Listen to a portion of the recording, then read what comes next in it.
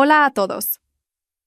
En la consulta de ginecología, vi por casualidad a mi marido de la mano de su antiguo amor, esperando una buena noticia. Decidí irme al extranjero en secreto, dar a luz y convertirme en una persona muerta. Cuando mi marido se enteró, se puso pálido como un fantasma y vino a toda prisa a buscar al niño. Mis manos temblaban mientras las posaba con cuidado sobre mi vientre de 8 meses. La ecografía que sostenía en la mano aún parecía guardar calor. El médico acababa de decir: no es uno, son 3. Trillizos. Era una felicidad tan abrumadora que me dejaba sin aliento. Quería correr a contarle la noticia a mi marido, Javier. Quería ver la cara del hombre al que había amado durante los últimos 3 años. Qué feliz se pondría al saber que pronto recibiríamos a 3 angelitos. Caminé a toda prisa por el blanco pasillo del hospital y doblé la esquina para salir al vestíbulo central. Pero entonces, mis pies se detuvieron, como clavados a las baldosas. La consulta número 3. Una espalda ancha y fuerte visible a través de la puerta entreabierta. Era Javier, una figura tan familiar que reconocí hasta su respiración. Estaba allí, pero no solo. Su mano, la que yo tanto anhelaba sostener, sujetaba con fuerza la de otra mujer. Era Valeria, su primer amor profundo, la mujer que lo había abandonado hacía 3 años para irse a estudiar al extranjero. Justo cuando nosotros empezábamos nuestro matrimonio, sentí que el corazón se me paraba. ¿Por qué estaban ellos aquí, en esta consulta de ginecología? Contuve la respiración y aguzé el oído. La voz del médico desde dentro sonó fría y clara, como una sentencia. Felicidades. Está de 6 semanas y el feto se está desarrollando muy sano. 6 semanas. La ecografía de los trillizos en mi mano se sintió de repente pesada como una piedra. Los 3 latidos que yo atesoraba se habían vuelto ridículos. 6 semanas atrás, ¿no fue cuando Javier me dijo que tenía que hacer un viaje de negocios urgente a Lisboa? Resulta que su destino de negocios estaba aquí. Su frialdad hacia mí últimamente no era por preocupación a que afectara al bebé, sino porque tenía otras cosas en mente. Las piernas me fallaron y tuve que apoyarme en la fría pared para no caerme. El pasillo del hospital parecía dar vueltas. Vi a Valeria apoyarse débilmente en el hombro de mi marido. Vi la tensión y la expectación en su rostro. Era una expresión que yo nunca le había visto. Tenía que irme. Un segundo más allí y no podría respirar. Abracé mi vientre y arrastré mis pesados pies. Mis 3 hijos, antes de que pudieran ver la luz del mundo, su padre ya se preparaba para recibir a otra vida. Al salir del hospital, el sol brillante me hirió los ojos. El móvil sonó con fuerza. Era mi suegra. Respiré hondo, conteniendo el sollozo que pugnaba por salir de mi garganta, y contesté. La voz afilada de mi suegra sonó de inmediato. ¿Dónde te has metido otra vez? Embarazada y todo el día por ahí. Vuelve a casa y prepárale la cena a tu marido. Con lo ocupado que está nuestro Javier, no le seas una carga. Moví los labios. Mamá, acabo de salir del médico. ¿Médico? ¿Qué médico ni qué nada?, espetó ella. Te lo digo para que te enteres. Valeria ha vuelto. Es guapa y capaz. No como otras que solo viven de los demás. Cada oveja con su pareja. Mi suegra no terminó la frase, pero el desprecio en su voz era más claro que 1000 insultos.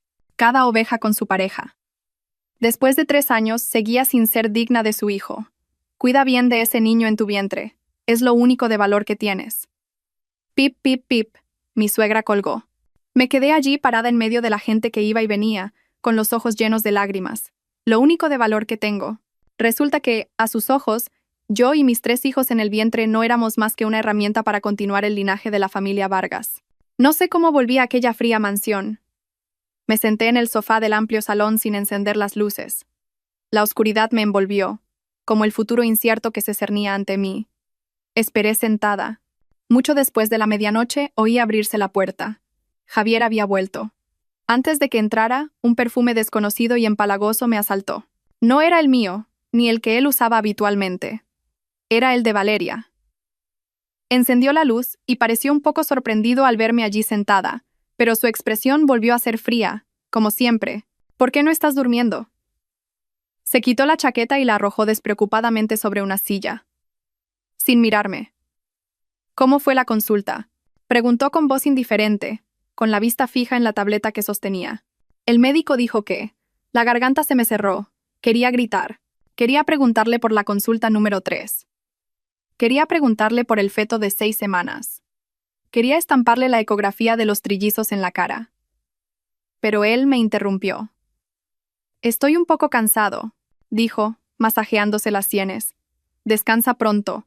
No es bueno para el bebé que te quedes despierta hasta tarde. Yo tengo que trabajar.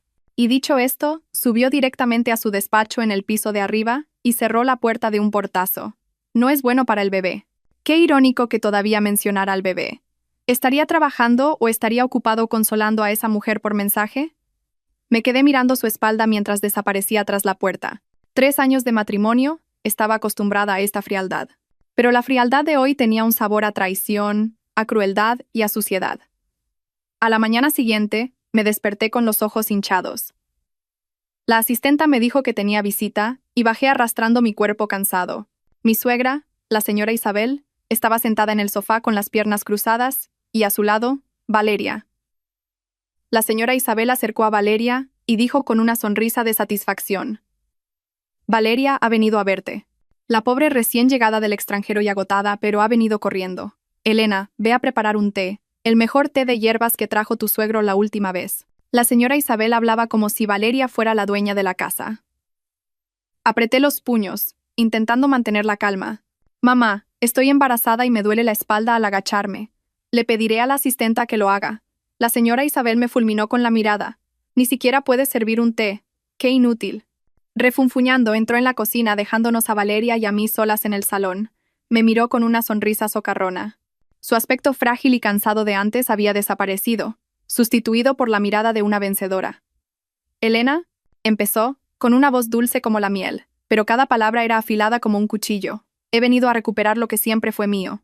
La mano que descansaba sobre mi vientre tembló. La miré, esforzándome por mantener la voz lo más serena posible. ¿Qué quieres decir? No te entiendo. ¿Que no me entiendes? Valeria se rió. Se levantó y dio una vuelta a mi alrededor, examinando mi vientre de 8 meses como si fuera una mercancía. ¿Crees que puedes atar a Javier con este niño? Déjame que te lo aclare. Se acercó a mi oído y susurró. Javier me lo ha contado todo. Dijo que por el niño que llevas dentro solo siente responsabilidad. Su amor, su corazón, todo me pertenece. Responsabilidad. Esas 2 palabras golpearon mi pecho como un martillo. Así que, conoce tu lugar. Dio un paso atrás y sonrió radiante. Justo en ese momento, una contracción violenta sacudió mi bajo vientre. El dolor me obligó a agarrarme con fuerza al brazo del sofá. Un sudor frío me recorrió la espalda. Me dolía tanto que apenas podía respirar. Valeria, al ver mi estado miserable, solo curvó los labios en una sonrisa. ¿Ya no puedes más con esto? Cuñada, te queda un largo camino por delante. Me mordí el labio hasta sangrar. Miré a la mujer que sonreía triunfante frente a mí. Miré mi vientre, endurecido por el dolor. Mis 3 hijos, aún no habían nacido. No podía derrumbarme ahora. Solo cuando la puerta se cerró de un portazo y mi suegra y Valeria desaparecieron de mi vista, me permití desmoronarme. Abracé mi vientre. El dolor físico no era nada comparado con el desgarro de mi corazón. 3 años, viviendo como la esposa de un hombre frío, me había engañado a mí misma pensando que si era sumisa y le daba un hijo, todo cambiaría. Pensé que mi amor era lo suficientemente grande como para derretir su corazón helado. Pero me equivoqué. Yo no era la persona que él amaba. Solo era una máquina de hacer hijos, una herramienta para cumplir con la responsabilidad familiar. El amor y el respeto que había sentido por Javier se habían convertido en un dolor y un odio que me calaban hasta los huesos. Las palabras de Valeria, la mirada despectiva de la señora Isabel, todo se convirtió en un fuego que quemó todas mis ilusiones. De las cenizas solo quedaba la ira. No podía seguir viviendo así. Mis 3 hijos no merecían nacer en un hogar donde su madre era despreciada y su padre era infiel. Merecían una vida mejor, una madre fuerte que pudiera protegerlos. Con manos temblorosas, cogí el móvil y marqué un número familiar. La otra persona contestó casi al instante. Una voz cálida y preocupada sonó. Elena, ¿qué pasa? Era Mateo, mi mejor amigo de la universidad, ahora un abogado de renombre. Al oír su voz, el muro de fortaleza que había construido se derrumbó en un instante. Empecé a llorar desconsoladamente, sollozos ahogados e incontenibles. Mateo, no puedo más. Mateo escuchó en silencio toda mi historia mientras yo lloraba. Desde la escena en la consulta hasta la farsa de mi suegra y Valeria esa misma mañana. Cuando terminé de hablar, solo se oyó un profundo suspiro al otro lado de la línea. Sabía que él me había advertido sobre este matrimonio. 3 años atrás, cuando decidí casarme con Javier, Mateo fue el único que se opuso. Quiero el divorcio. Mi voz ahora estaba fría, desprovista de cualquier atisbo de debilidad. Pero antes, quiero que Javier y su familia paguen por esto. ¿Puedes ayudarme? Lo que tú quieras. La voz de Mateo era firme. Te ayudaré. Dime qué quieres hacer. Respiré hondo, dejando que el aire frío llenara mis pulmones. Quiero desaparecer. Fingiré que muero en el parto y sacaré a los niños del país en secreto. Y hice una pausa, recordando una cláusula del acuerdo prenupcial que Mateo me había aconsejado añadir. Quiero el 5% de las acciones del Grupo Vargas. Hubo un silencio de unos segundos al otro lado de la línea, luego oí a Mateo tomar una larga bocanada de aire. ¿Estás segura? Este plan es muy arriesgado. Estoy segura, respondí, sin un ápice de duda. Ellos me han acorralado. Es hora de salvarme a mí misma y a mis hijos. Ya no tengo nada que perder, Mateo. De acuerdo, dijo Mateo. Si estás decidida, te ayudaré con todas mis fuerzas. A partir de ahora, haz lo que yo te diga. Al colgar, miré por la ventana. El cielo estaba gris, como mi corazón. Acababa de nacer un plan loco y audaz. Sabía que el camino por delante sería difícil, pero por mis hijos no tenía otra opción. Javier dijo que tenía que irse de viaje de negocios durante una semana. No le pregunté a dónde, ni me importaba. Su ausencia en esa mansión solo aligeraría un poco el aire opresivo. Mi suegra tampoco volvió a llamar para molestarme. Supongo que estaría ocupada atendiendo a su futura nuera. Todo creaba una quietud perfecta para que yo empezara a actuar. El primer paso fue reunir pruebas.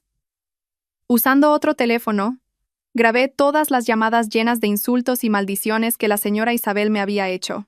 Esas palabras venenosas serían parte de la documentación que Mateo necesitaba.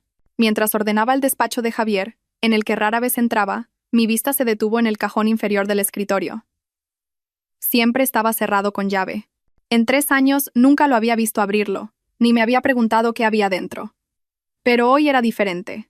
Un extraño impulso me hizo querer saber qué secretos ocultaba el hombre que una vez amé. Recordé haberlo visto guardar un manojo de llaves de repuesto en una caja de madera en lo alto de una estantería. Con cuidado, bajé la caja.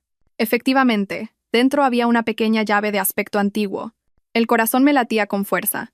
Introduje la llave en la cerradura. ¡Clic! El sonido de la cerradura abriéndose resonó anormalmente fuerte en el silencio. Mis manos temblaban ligeramente. ¿Qué estoy haciendo? Estoy invadiendo su privacidad. Pero la imagen de él sosteniendo la mano de Valeria en el hospital borró toda duda. Ya no le debía nada. Abrí lentamente el cajón. No había mucho dentro. Solo un delgado fajo de papeles cuidadosamente insertado y un viejo diario con tapas de cuero negro. Cogí primero los papeles. Era un anexo al acuerdo prenupcial. Algo que nunca había visto. Pasé las páginas una a una, y entonces me quedé helada. Era una cláusula adicional, escrita con claridad. Si la parte B, Javier Vargas, causa un grave daño psicológico a la parte A, Elena García, debido a un acto de infidelidad, la parte A tendrá derecho al 5% de las acciones del Grupo Vargas y la custodia absoluta de los hijos. Debajo estaba su firma. Una caligrafía firme y decidida. La fecha de la firma era una semana después de nuestra boda. ¿Por qué? ¿Por qué firmaría una cláusula tan desfavorable para él? Era como si se estuviera poniendo una soga al cuello. Mi mente estaba en un caos. Mientras intentaba comprender la lógica detrás de esta acción, una pequeña foto se deslizó del fajo de papeles. Me agaché a recogerla. La foto estaba descolorida por el tiempo, con los bordes ligeramente gastados. En ella, una joven estaba en un estrado, presentando con pasión su colección de joyas. Las luces del escenario iluminaban su rostro, su sonrisa radiante, llena de confianza y entusiasmo. El ángulo de la foto era claramente desde abajo, en el público, una toma furtiva. La mujer de la foto era yo 7 años atrás, participando en el concurso Joven Diseñador Estrella durante la universidad. ¿Por qué? ¿Por qué Javier tenía esta foto? En aquel entonces ni siquiera nos conocíamos. Mis manos, sosteniendo la foto, temblaban incontrolablemente. Miles de preguntas daban vueltas en mi cabeza. ¿Acaso me conocía desde antes? ¿Acaso este matrimonio no era un simple acuerdo como yo pensaba? Sentí que había algo que desconocía por completo, un secreto enterrado bajo su fría apariencia. Dejé la foto y mis manos se dirigieron al diario de tapas de cuero negro. Una mezcla de miedo y curiosidad se apoderó de mí. ¿Debería leerlo? Era su mundo privado, sus pensamientos más íntimos. Pero enseguida me dije que tenía que saberlo. Tenía que saber quién era realmente el hombre con el que me había casado, el padre de mis hijos. Respiré hondo y abrí la primera página. La letra de Javier era firme y decidida, como su firma. Era un diario. Leí, y las lágrimas cayeron sin cesar. Resultó que detrás de su silencio había todo tipo de angustia y confusión. Resultó que no era tan frío como yo pensaba. Pasé a la página más reciente. Fecha tal, mi esposa está embarazada. Voy a ser padre. Un sentimiento indescriptible. Alegría y miedo a la vez. Miedo de no ser un buen padre. Miedo de no saber amar al niño, igual que no supe amar a su madre. Fecha tal, Valeria ha vuelto. Ha venido a buscarme. Mi madre parece muy contenta, pero yo no. El pasado es el pasado. Ahora lo que más temo es que Elena lo malinterprete. ¿Qué debo hacer? No quiero perderla. De ninguna manera. El último diario estaba escrito hacía unos días, la letra ligeramente desordenada, como si el escritor estuviera muy confundido. Hoy me ha mirado con una extrañeza en sus ojos. Esa mirada me ha dolido más que 1000 cuchillos. Sé que la he herido, pero no sé cómo explicárselo. Elena, por favor, no me dejes. Me desplomé sobre el escritorio, el diario en mis manos empapado de lágrimas. ¿Me había equivocado? ¿Todo lo que vi, todo lo que oí, era solo la superficie de otra verdad? ¿Este hombre me amaba? Sus sentimientos por mí no eran responsabilidad, sino un amor torpe que no sabía expresar. Una tenue esperanza, un poco de calor, se filtró en mi corazón helado. Pero, ¿y lo del hospital? ¿Y el feto de 6 semanas de Valeria? Si no la amaba, ¿por qué fue con ella a la consulta de ginecología?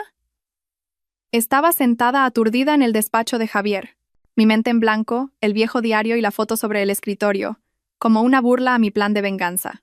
Si lo que él escribió era verdad, ¿qué era yo? Una esposa que dudaba de un marido que la amaba en secreto, una persona que tramaba un plan para hacerle daño. El odio dentro de mí empezó a flaquear. Quizás debería esperar a que volviera. Quizás deberíamos hablar sinceramente una vez. Quizás todo era un terrible malentendido. Justo en ese momento, sonó mi móvil. Era mi suegra. Al ver esas 2 palabras, la pequeña esperanza que había florecido en mí se marchitó a la mitad. Respiré hondo, reprimiendo la confusión en mi corazón, y contesté. Dígame, mamá. ¿Dónde estás ahora? La voz de la señora Isabel seguía siendo afilada. Este fin de semana viene un invitado importante a casa, así que limpia la habitación de invitados del 2º piso. No te olvides de cambiar las sábanas por el juego de seda de la mejor calidad que compré la otra vez. No saques las baratijas que usas tú. Fruncí el ceño. ¿Un invitado importante? ¿Quién es? La señora Isabel soltó una risa clara, la risa que soltaba cuando estaba muy satisfecha. ¿Quién va a ser? Valeria. Acaba de volver y todavía no se ha acostumbrado a su casa, así que le he dicho que venga a pasar unos días con nosotros, para que tenga compañía. Javier también está de acuerdo. Pronto será mi nuera. Ya sabes, trátala bien. Se me taponaron los oídos. Javier estaba de acuerdo. ¿Él estaba de acuerdo en que Valeria viniera a nuestra casa, a la casa de nuestro matrimonio? Mamá. Pero estoy embarazada y me cuesta subir y bajar escaleras para limpiar. Intenté poner una excusa. Aunque te cueste, tienes que hacerlo, espetó la señora Isabel. ¿Te crees gran cosa por estar embarazada? Solo buscas excusas para ser una vaga. Te lo digo. Ese niño en tu vientre es de la familia Vargas. Tú no vales nada. No te des aires y limpia bien. Que Valeria no se ría de ti. La señora Isabel continuó con una voz condescendiente. Y esta casa pronto recibirá a una nueva nuera. Será mejor que vayas haciendo las maletas, para que no te echen a la calle luego. Clic. La señora Isabel colgó. Me quedé de pie aturdida. El móvil en mi mano se sentía frío como el hielo. El diario, la vieja foto, las torpes palabras de amor, todo se volvió insignificante en un instante. Escribiera lo que escribiera, sintiera lo que sintiera, sus acciones lo decían todo. Dejó que su madre me insultara. Estuvo de acuerdo en que otra mujer entrara en su casa. Todo era un engaño. Quizás ese diario también era parte de la farsa. Una trampa para retenerme, para que diera a luz dócilmente. La ira y la decepción ardieron más intensamente que nunca, quemando toda la confusión y la duda dentro de mí. Cogí el móvil y marqué el número de Mateo. ¿Mateo? Mi voz era gélida, sin rastro de emoción. El plan sigue en pie. Nada ha cambiado. Al otro lado, Mateo respondió con una sola palabra, corta pero llena de confianza. Entendido. Javier regresó 2 días después. No dio ninguna explicación sobre su viaje de negocios. Solo dijo que esa noche cenaríamos todos en familia. No podía entender a quién se refería con familia. Una vaga inquietud se apoderó de mi corazón. Pero, Asentí. Quería ver qué otra farsa querían montar él y su madre. La cena se sirvió en una lujosa mesa de madera maciza. El aire en el comedor era asfixiante. Mi suegro estaba sentado en la cabecera. Su rostro tan severo como siempre. Rara vez se involucraba en los asuntos de sus hijos. La señora Isabel estaba sentada a su lado, sin poder ocultar su expresión de suficiencia, y frente a mí estaba sentada Valeria. Llevaba un vestido de seda verde jade y un maquillaje ligero, pareciendo tan etérea y pura como un hada. Javier estaba sentado entre ella y yo, en silencio como una estatua de piedra. «Bueno, comamos todos», dijo la señora Isabel rompiendo el silencio. Hoy Valeria ha entrado especialmente en la cocina para preparar algunos de sus platos estrella. La chica no solo es guapa, sino que también es buena. Nuestro Javier tiene mucha suerte. Dicho esto, la señora Isabel le sirvió un trozo de estofado de ternera en el plato de Javier. Él solo asintió ligeramente, sin decir nada. Durante toda la cena, la señora Isabel no paró de hablar de los logros de Valeria en el extranjero, de cuántos hombres la pretendían, pero ella solo tenía ojos para Javier. Cada una de sus palabras era como una aguja clavándose en mi corazón. Yo solo comía en silencio, con la cabeza gacha, tratando de no mostrar ninguna emoción en mi rostro. Pero quizás mi propia existencia en esta cena era superflua. En ese momento, Valeria se levantó con una copa de vino tinto. Sonrió elegantemente y dijo: «Suegro, déjeme servirle un poco más de vino». Al pasar a mi lado, ya fuera por accidente o a propósito, su pie tropezó ligeramente, y la copa de vino tinto se derramó por completo sobre mi vestido de seda blanco. El líquido rojo se extendió sobre la tela blanca, pareciendo una horrible mancha de sangre. «Oh, lo siento». «Elena, lo siento mucho», Valeria gritó, fingiendo sorpresa, mientras se apresuraba a limpiar mi vestido con una servilleta. «Qué torpe soy». La señora Isabel se apresuró a intervenir. «No pasa nada, no pasa nada. Es solo un vestido viejo. Si se ha ensuciado, se tira y ya está». Me quedé atónita.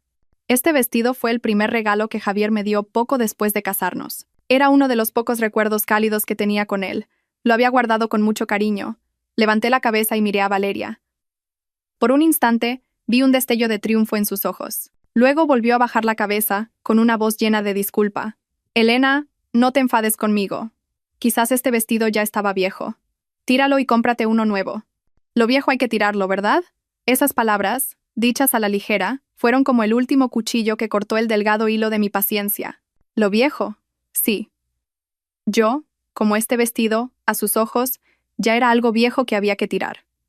No dije ni una palabra, ignoré la mancha de vino en mi vestido y me levanté. Miré a Javier, el hombre que no había dicho ni una palabra en defensa de su esposa de principio a fin. Había algo complejo en su mirada cuando me miró, pero definitivamente no era preocupación. «He terminado», le dije a mi suegro. «Me retiro a descansar». Unos días después de esa horrible cena, el ambiente en casa se volvió aún más tenso. Javier y yo apenas nos hablábamos. Él seguía saliendo temprano y volviendo tarde, y yo, para evitar encontrarme con mi suegra, pasaba la mayor parte del tiempo en mi habitación con la excusa del embarazo. Actuaba como si nada, pero por dentro, mi plan se estaba concretando más claro que nunca. Mi calma probablemente relajó la guardia de Javier. Seguramente pensó que seguía siendo la esposa sumisa que solo apretaba los dientes y aguantaba. Esa mañana, en uno de los raros desayunos que compartíamos, Javier habló de repente. Su voz era monótona, sin emoción, como si estuviera anunciando una agenda de trabajo normal. «La semana que viene tengo que ir a Singapur. Hay un importante seminario de joyería». Dejé de cortar el pan y lo miré. «De acuerdo. Que tengas un buen viaje de negocios». Pareció un poco sorprendido por mi serenidad. Hizo una pausa y luego, sin mirarme directamente, miró el jardín por la ventana y continuó. «Valeria también irá. Ella es una experta en este campo y será de gran ayuda para la empresa». El corazón se me encogió, pero mi rostro no mostró el más mínimo cambio. ¿Un seminario? ¿O una luna de miel anticipada? Sonreí amargamente para mis adentros.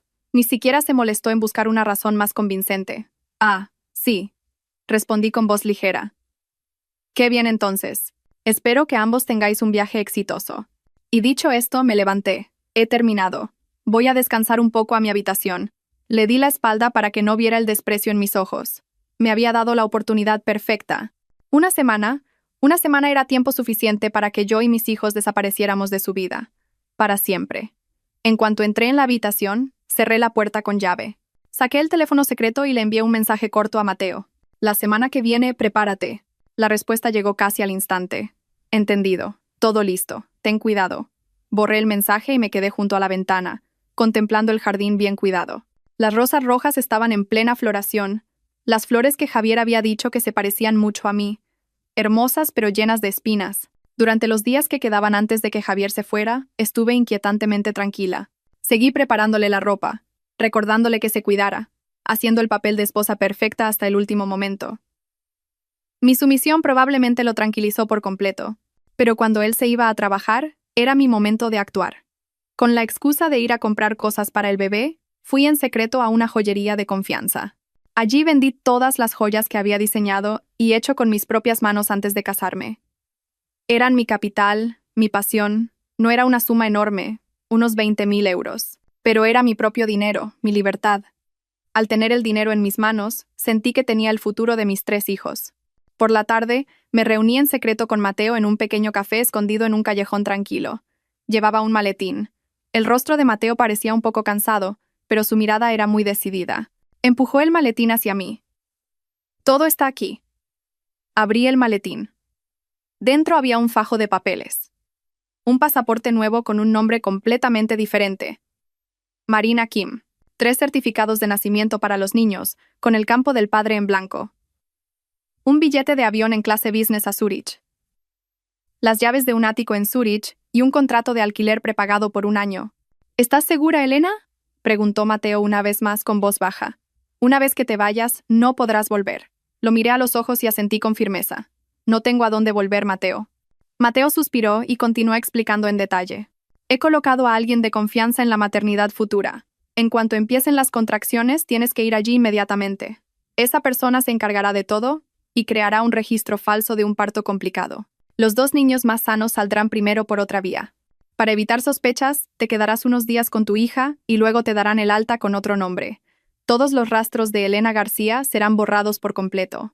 Mi corazón latía con fuerza al escucharlo.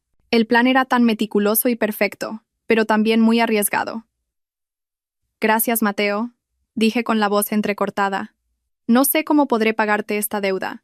Mateo solo sonrió con tristeza. Entre nosotros no hay deudas. Solo quiero que tú y los niños estéis a salvo. Esa noche, después de volver a casa, empecé a hacer las maletas. No una maleta de marca, sino una pequeña bolsa de viaje. No me llevé nada que perteneciera a esta casa. Solo empaqué algo de ropa de recién nacido, unos pañales y 3 pares de patucos que había tejido yo misma. Al meter el último par de patucos en la bolsa, mi mano tembló ligeramente. Estaba llevando a mis hijos a un viaje hacia un futuro incierto, pero confiaba en que mientras su madre estuviera a su lado, estarían bien.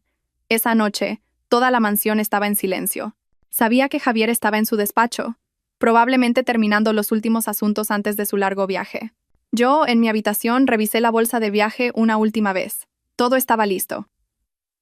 Mañana por la mañana, en cuanto su avión despegara, yo y mis hijos también empezaríamos nuestro propio viaje. Una mezcla de alivio y ansiedad me invadió. Puse la mano sobre mi vientre y susurré a mis hijos. Bebés, ya casi es la hora. Vamos a empezar una nueva vida. Justo en ese momento, un dolor agudo y punzante me recorrió el bajo vientre. Me sobresalté y tuve que agarrarme al borde de la cama para mantenerme en pie. Serán contracciones de Braxton Hicks. Me tranquilicé a mí misma. El médico me dijo que esto era frecuente en el último mes. Pero vino otro dolor. Más fuerte. Más intenso. Sentí un chorro de agua caliente corriendo por mis piernas. Bajé la cabeza y me quedé atónita. Había roto aguas. No. No puede ser. Todavía faltaba casi un mes para la fecha prevista. ¿Por qué? ¿Por qué justo ahora? Mi plan, el plan perfecto calculado hasta el más mínimo detalle, se derrumbó en un instante como un castillo de arena arrastrado por las olas. Todo estaba planeado para que ocurriera después de que Javier se fuera. Ahora él todavía estaba en casa. Si se daba cuenta, todo se acabaría. Los dolores se hicieron más frecuentes. Caí al suelo, sudando a mares. Apreté los labios con fuerza, sin soltar ni un solo grito. ¿Qué debía hacer? ¿Llamar a Mateo? Pero, ¿cómo podría entrar aquí? ¿Llamar a una ambulancia? El hospital se pondría en contacto con Javier inmediatamente. En medio de la confusión extrema, me arrastré hacia la bolsa, intentando sacar el teléfono secreto. Mis dedos temblaban. Apenas pude marcar el número de Mateo. Mateo. Jadeé con la voz rota por el dolor. Ayúdame. Elena, ¿qué pasa? La voz de Mateo al otro lado de la línea estaba llena de pánico. He roto aguas, dije entrecortadamente. Creo que voy a dar a luz. El plan. Hay que cambiar el plan. Cuando dije eso, otra contracción violenta me golpeó y no pude seguir hablando. El teléfono se me cayó de la mano y rodó por el suelo. Me acurruqué, abrazando mi vientre. La puerta del despacho de Javier seguía firmemente cerrada. Él no tenía ni idea. A solo unos pasos de distancia, su esposa y sus hijos estaban al borde de la vida y la muerte. El dolor desgarraba todos mis pensamientos. Mi mundo se redujo a las contracciones intermitentes y a mi propia respiración agitada. No sé cómo lo hizo Mateo. Solo recuerdo vagamente que me devolvió la llamada y, con una voz urgente pero tratando de mantener la calma, me dio instrucciones mientras yo estaba medio inconsciente de dolor. Elena, escúchame. ¿Puedes arrastrarte hasta la puerta de atrás? La que da al jardín. Te estoy esperando allí. Tienes que ser fuerte. No sé de dónde saqué las fuerzas. Quizás fue el instinto maternal. Apreté los dientes y, apoyándome en la pared, salí poco a poco de la habitación. Por suerte, la asistenta ya se había ido y Javier seguía en su despacho con la puerta cerrada. El largo pasillo parecía interminable. Cada metro que avanzaba se sentía como un siglo. Finalmente, cuando abrí la puerta de atrás, Mateo entró corriendo. Su rostro estaba pálido de preocupación. Sin decir una palabra, me puso rápidamente una bata y me ayudó a subir a un coche que ya estaba esperando. «A la maternidad futura, por favor», le dijo Mateo al conductor, y luego me apretó la mano con fuerza. «Todo irá bien. Elena, he llamado a la doctora Mate. Ella se encargará de todo». Yo solo podía asentir. El dolor me impedía hablar. El coche corría en la oscuridad de la noche. Las luces de las farolas pasaban por la ventanilla como estrellas fugaces. Apoyé la cabeza en el asiento, con las manos aún sobre mi vientre. «Bebés, tenéis que ser fuertes. Mamá lo siente. No os he dado un comienzo perfecto, pero os protegeré con mi vida entera». La maternidad futura no era ruidosa como un hospital público. Era pequeña y discreta. La doctora Mate, una mujer de mediana edad con una mirada amable, ya estaba esperando en la puerta. Era una vieja amiga de Mateo. Al ver mi estado, no hizo muchas preguntas y rápidamente hizo una señal a las enfermeras para que me llevaran a la sala de partos. El parto de trillizos prematuros, con una madre agotada y mentalmente inestable, fue una verdadera batalla. Sentí que me hundía en un abismo sin fin. Las contracciones sucesivas me arrebataron hasta la última pizca de fuerza. Hubo momentos en los que quise rendirme.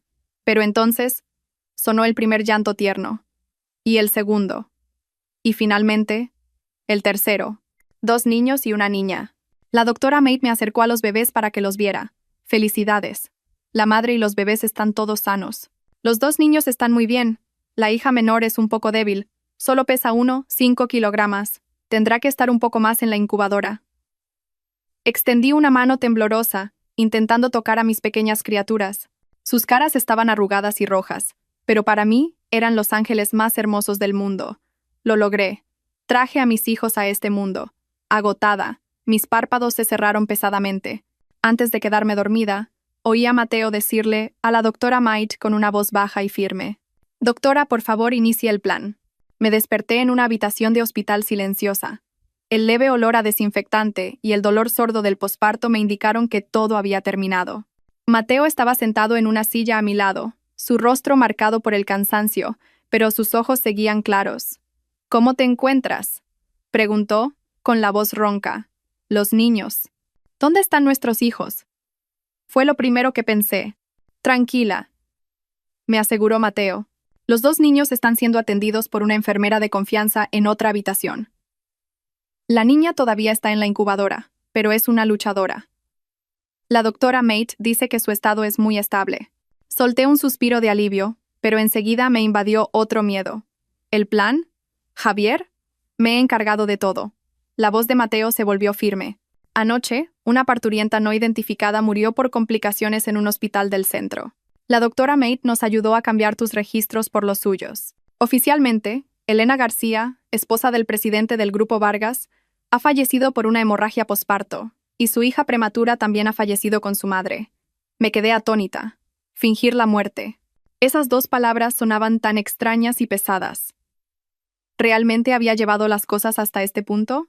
Esta mañana, continuó Mateo, mirando por la ventana, el hospital llamó a la familia Vargas para notificarles. También hemos puesto a alguien en la morgue.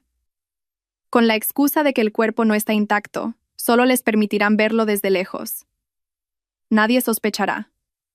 Cerré los ojos. Podía imaginar la cara de Javier al recibir la noticia. Sufriría o soltaría un suspiro de alivio como si se hubiera quitado un peso de encima, y la señora Isabel probablemente organizaría una fiesta de celebración. Una lágrima caliente rodó por mi sien. Aunque lo odiaba, al pensar que había orquestado esta trágica farsa, una parte de mi corazón dolía. Quizás una parte de mí también había muerto con esta farsa. Elena, me llamó Mateo en voz baja, sacándome de mis pensamientos. Esto solo es el principio. Tienes que ser fuerte por tus hijos. Abrí los ojos y vi la mirada decidida de Mateo. Sí, por mis hijos. Me sequé las lágrimas rápidamente. Lo sé. ¿Qué sigue ahora? Ahora tienes que descansar. En unos días, cuando te recuperes lo suficiente para caminar, nos iremos de aquí. Tengo todos los documentos y la ruta de escape para ti y tus hijos preparados. Aunque no lo presencié, por las historias que Mateo me contó de vez en cuando, pude imaginar lo loco que se volvió Javier ese día. Mateo había puesto a alguien a vigilar la situación de la familia Vargas, y lo que sucedió superó por completo mis expectativas. La llamada del hospital llegó cuando Javier y Valeria estaban haciendo el check-in en el aeropuerto. Según la persona de Mateo, cuando un agente de seguridad llamó su nombre para que atendiera una llamada urgente, el rostro de Javier seguía siendo gélido, pero solo unos segundos después, la gente a su alrededor vio cómo se quedaba paralizado y dejaba caer el móvil al suelo. Valeria corrió a ayudarlo, pero él la apartó bruscamente. Sin decir una palabra, salió corriendo del aeropuerto como un loco, dejando a Valeria y las maletas allí plantadas. Ni siquiera pensó en coger el coche, paró un taxi y gritó la dirección del hospital. Cuando Javier irrumpió en el hospital, parecía una bestia herida. Según Mateo, no quedaba ni rastro de la habitual calma y sofisticación del famoso presidente de grupo. Tenía el pelo revuelto, la camisa de marca arrugada y los ojos inyectados en sangre. Agarró al médico de guardia por el cuello y le gruñó. ¿Dónde está mi esposa? ¿Y la doctora Mate? Tráigamela ahora mismo.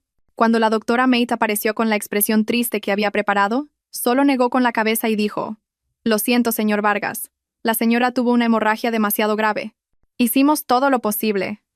Imposible, gritó Javier con la voz ronca. Ella estaba sana. Están mintiendo. Seguro que hicieron algo mal. ¿Y mi hija? ¿Dónde está mi hija? Sacudió con fuerza los hombros de la doctora Mate. La niña prematura era demasiado débil. Ella también. Lo siento mucho. Esas palabras, según Mateo, fueron el golpe final que derrumbó a Javier. Soltó a la doctora Mate, retrocedió unos pasos tambaleándose y empezó a reír. Una risa loca y desgarradora que resonó por todo el pasillo del hospital. Empezó a destrozar todo lo que encontraba a su paso. Escritorios, sillas, jarrones, historiales médicos, todo fue arrojado al suelo por sus manos. Enfermeras y guardias de seguridad corrieron a detenerlo, pero nadie pudo contener su furia. ¿Dónde está mi esposa? ¿Dónde está mi hija? Repetía esa pregunta como un autómata. Sentada en la cama del hospital, escuchando la historia de Mateo, mis sentimientos eran encontrados. Quería que sufriera, pero este nivel de locura me producía una extraña amargura. ¿Era realmente Javier el hombre de la historia de Mateo? ¿Podía ese hombre frío que nunca mostraba sus emociones derrumbarse de esa manera por mí y por nuestra hija? ¿O era esta otra de sus actuaciones? Una actuación para engañar al mundo, para fingir ser un marido y un padre responsable. No lo sé, y ya no quiero saberlo.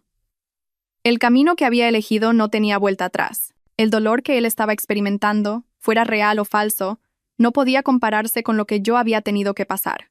2 días después, mientras la familia Vargas estaba ocupada con el funeral de mi hija y mío, era el momento de mi partida. Mi salud había mejorado bastante, el dolor de la herida era menor. Podía caminar, aunque lentamente.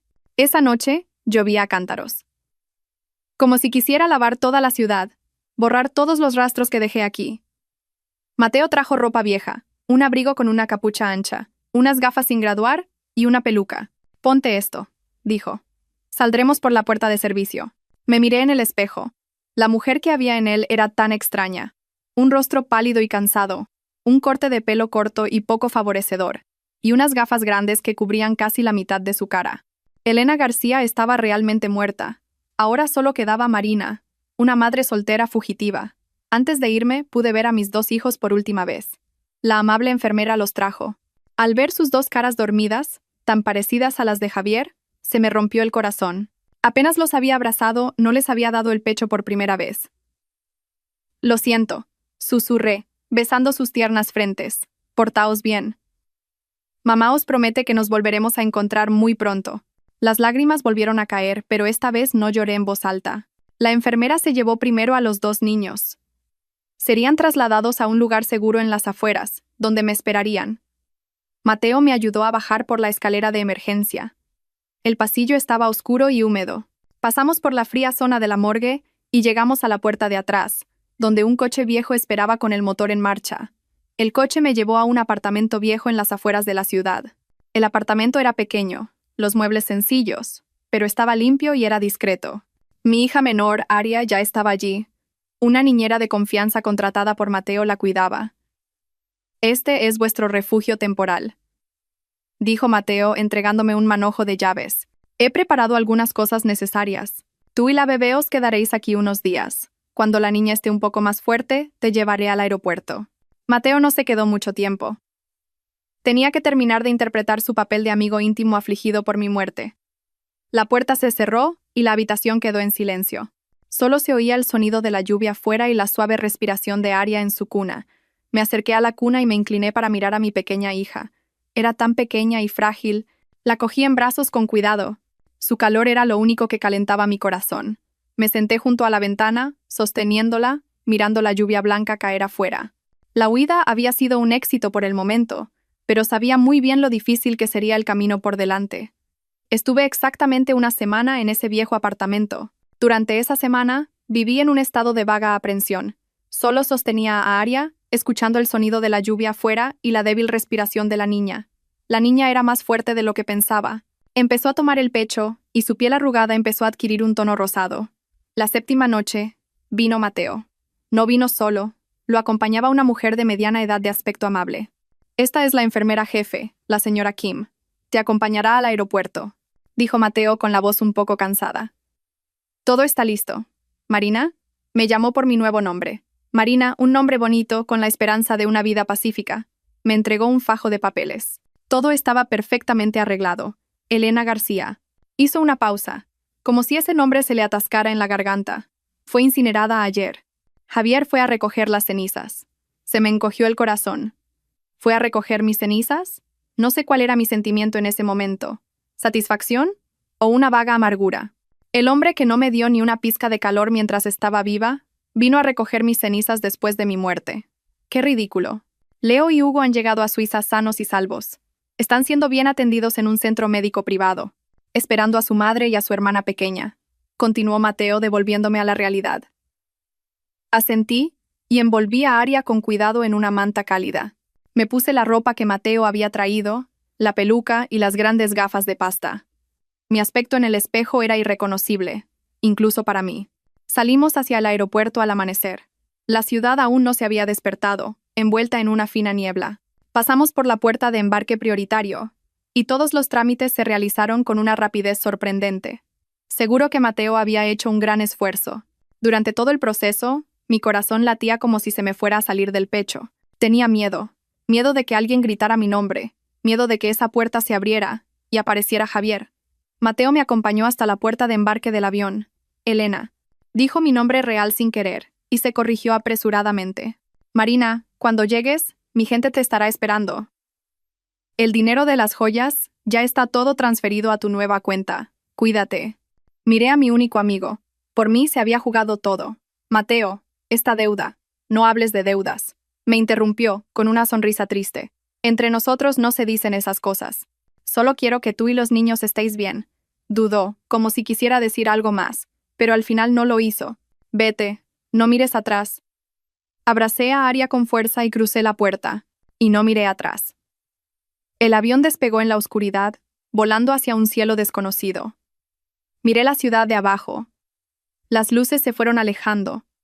Se volvieron borrosas y desaparecieron entre las nubes. Las lágrimas cayeron, pero no eran lágrimas de debilidad, eran lágrimas de renacimiento. Adiós. Adiós a la vida de Elena García. Adiós a un pasado lleno de dolor y humillación.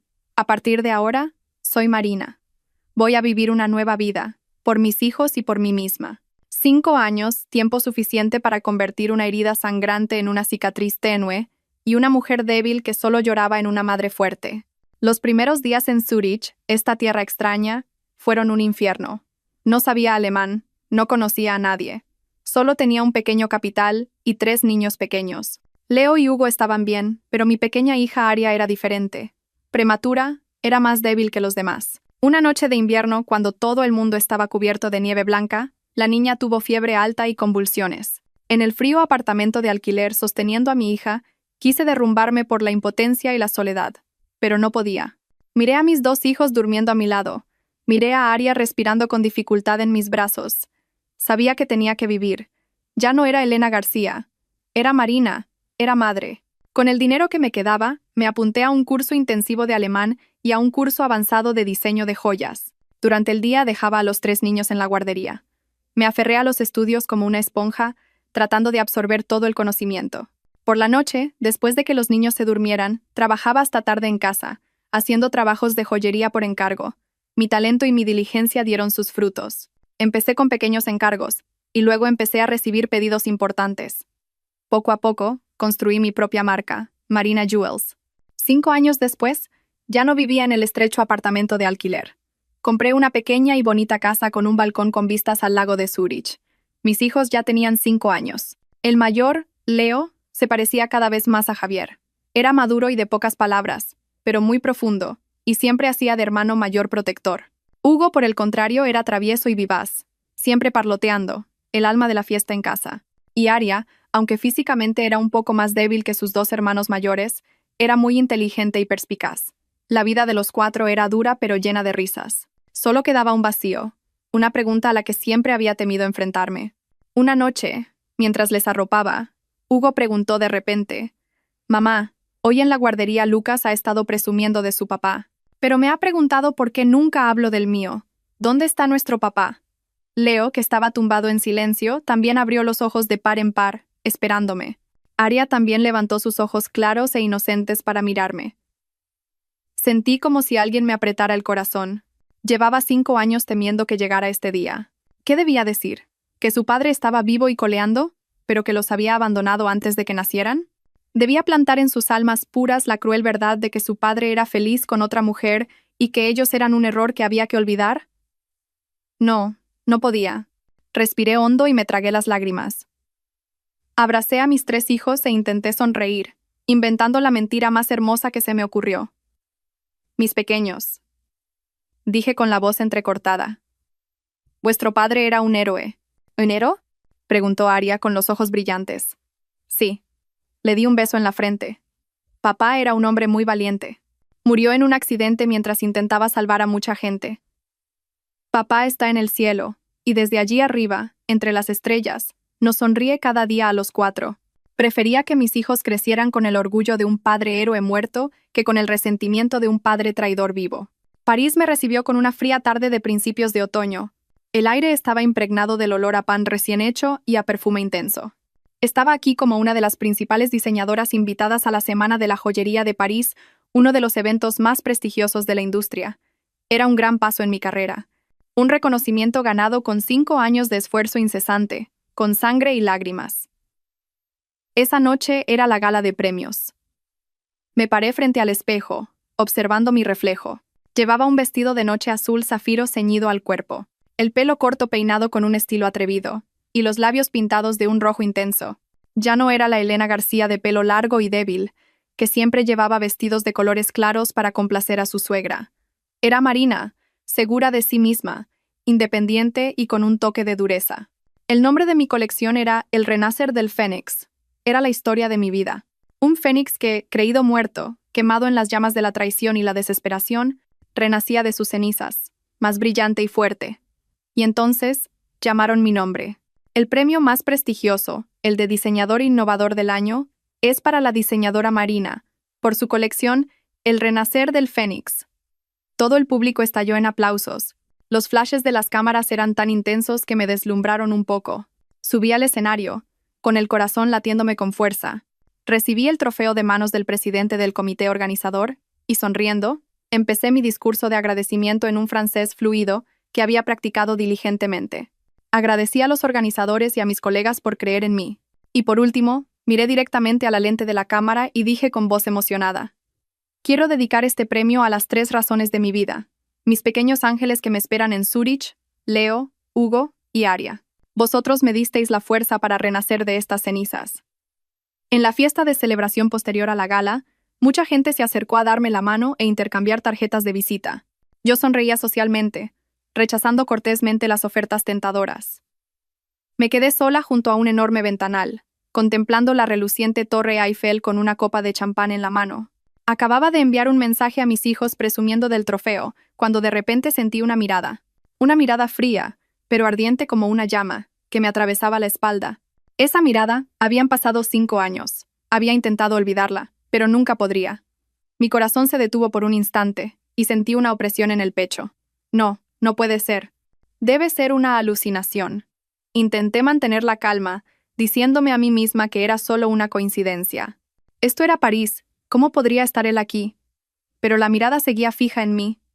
No se apartó ni medio segundo. El ruidoso sonido de la fiesta se desvaneció. Solo quedaba el latido de mi corazón retumbando en mi pecho. Me giré lentamente, muy lentamente. El mundo es un pañuelo. No muy lejos de mí, de pie en silencio en un rincón, estaba él, Javier Vargas. 5 años, el tiempo había grabado unas pocas arrugas en las comisuras de sus ojos, haciéndolo parecer aún más frío y melancólico. Estaba más delgado que antes. El traje negro de marca le quedaba un poco holgado. Él también sostenía una copa de vino, pero sus ojos no estaban en la copa, sino fijos en mí. Por un instante, nuestras miradas se encontraron, y el tiempo pareció detenerse. Todo mi mundo se vino abajo. El dolor, el odio, el miedo que había enterrado con tanto esfuerzo durante 5 años resurgieron en un instante, desgarrando mi pecho. Me había reconocido. Javier curvó ligeramente los labios. Era una sonrisa indescifrable. Dejó la copa de vino en una mesa y empezó a caminar hacia mí. Un paso, otro, un paso lento pero opresivo, como un depredador acercándose a su presa perdida hace mucho tiempo.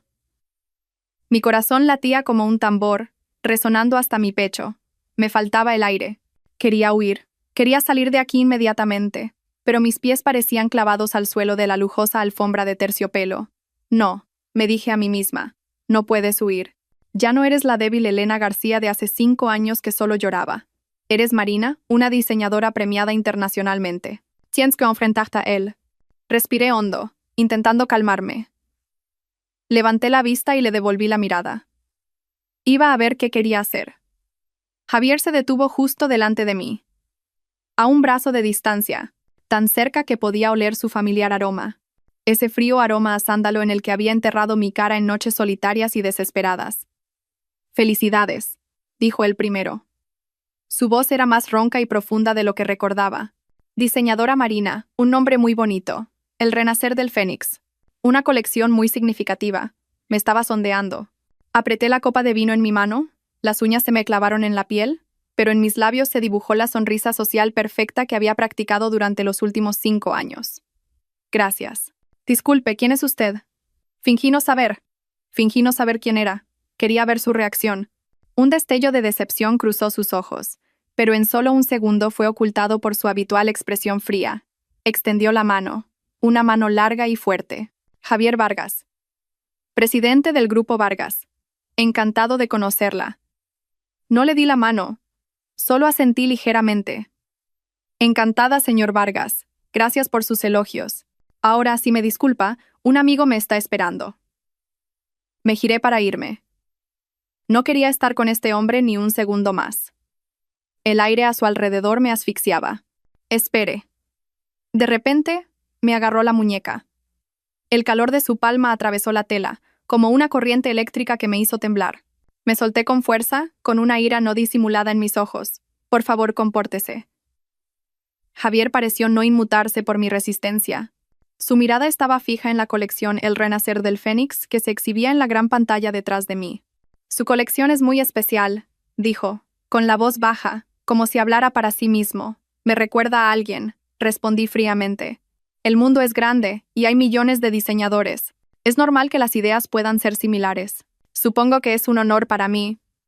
No. Volvió a mirarme directamente, sus ojos tan afilados como un cuchillo, como si vieran a través de mí. Las ideas pueden ser las mismas, pero el alma de un diseño no. La forma de tratar las líneas del jade, la forma de combinar el oro blanco con las piedras, es idéntica. Idéntica al estilo de alguien que conocí. Sentí un peso en el pecho, como una piedra. Intenté mantener la voz lo más serena posible. ¿Qué quiere decir? ¿Está insinuando que he plagiado? ¿Plagio? Javier curvó los labios en una sonrisa burlona. No. Ella no tuvo la oportunidad de que usted la plagiara.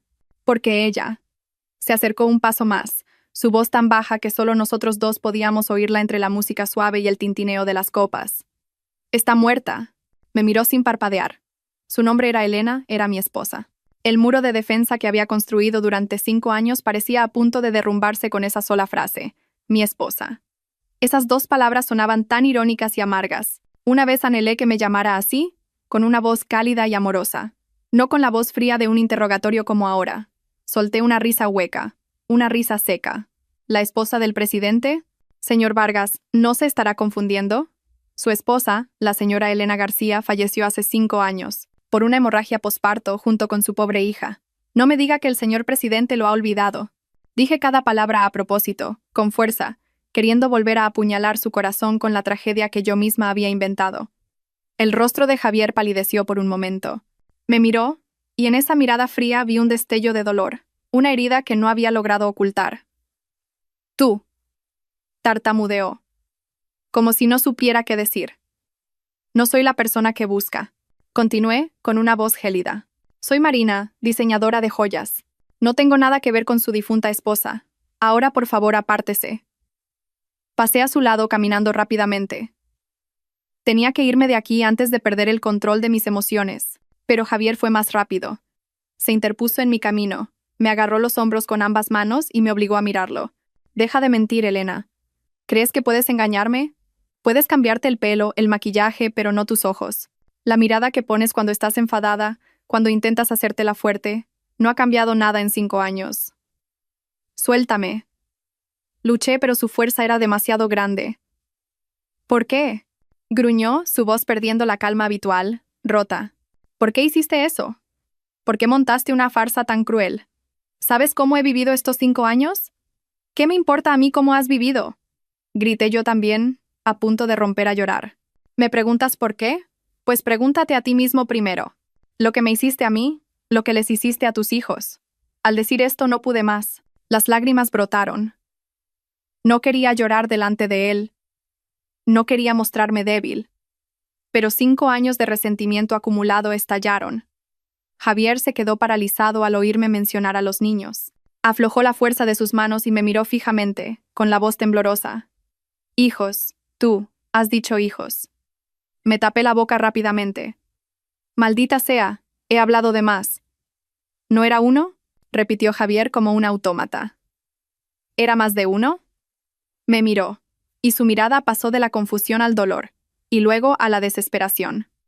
¿Qué hice mal? Elena, dímelo. ¿Qué demonios hice mal? Justo en ese momento una voz preocupada sonó a lo lejos. Marina, ¿estás bien? Era Mateo. Me había encontrado. Se acercó rápidamente, me apartó de Javier y se interpuso entre nosotros. Disculpe, ¿está usted molestando a mi amiga? Javier miró a Mateo, y luego a mí. Sus ojos parecían querer decir algo, pero al final solo sonrió amargamente.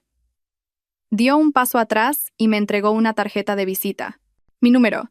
Estaré en París una semana. Necesito una explicación. Por los niños.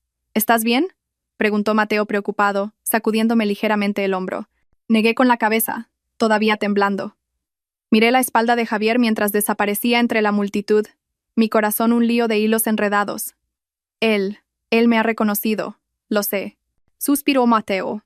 Desde que apareció aquí, sabía que esto pasaría tarde o temprano. Volvamos al hotel.